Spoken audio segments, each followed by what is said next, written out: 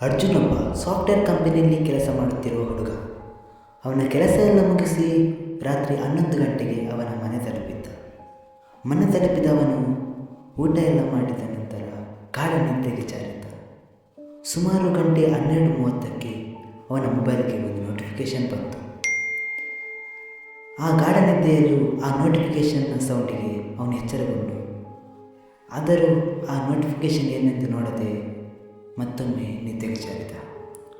ಮರುದಿನ ಅದೇ ಹೊತ್ತಿಗೆ ಇನ್ನೊಂದು ಸಲ ನೋಟಿಫಿಕೇಶನ್ ಬಂತು.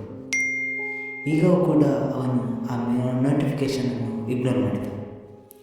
ಹೀಗೆ 3ನೇ ದಿವಸ ಕೂಡ ರಾತ್ರಿ 12:30ಕ್ಕೆ ಮತ್ತೊಂದು ಬಾರಿ ಆ ನೋಟಿಫಿಕೇಶನ್ ಬಂದಾಗ ಅವನು ಏನೆಂದು ನೋಡಲು ಮೊಬೈಲನ್ನು ಓಪನ್ ಮಾಡಿದ್ದ.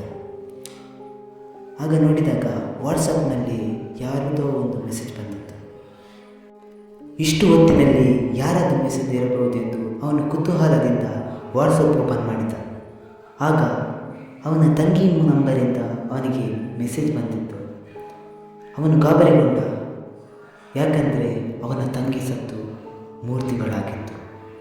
ಅವಳ ಸತ್ತಾಗ ಅವಳ ನೆನಪು ಪದೇ ಪದೇ ಬರುತ್ತೆ ಅಂತ ಅವಳ ಮೊಬೈಲನ್ನು ಕೂಡ ಅವಳೊಟ್ಟಿಗೆ ಬಂದು ಮಾಡಿತ್ತು.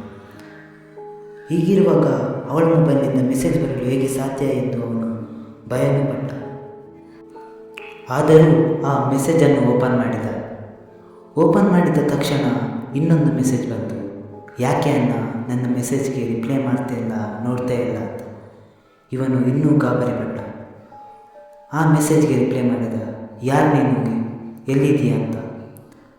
ಆಗ ಆ ಕಡೆಯಿಂದ ರಿಪ್ಲೈ ಬಂತು, ಯಾಕೆ ಅಣ್ಣ ನಾನು ನಿನಗೋಸ್ಕರ ಮನೆ ಎದುರಲ್ಲೇ ಕಾಯ್ತಿದ್ದೇನೆ ಅಂತ.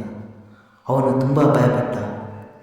ಈ ಮೆಸೇಜ್ ಬಂದ ಕೂಡಲೇ ಅವನ ಮನೆ ಸುತ್ತ ಯಾರೋ ನಡೆದಾಡುವ ಸದ್ದುಗಳು ಕೇಳಿಬಂತು. ಬಾಗಿಲು ಬಡಿಯುವ ಸದ್ದು ಕೂಡ ಕೇಳಿಬಂತು. ಇವನು ಭಯಭೀತನಾಗಿ ಯಾರಿರಬಹುದು ಎಂದು ಬಾಗಿಲು ಓಪನ್ ಮಾಡಿದ.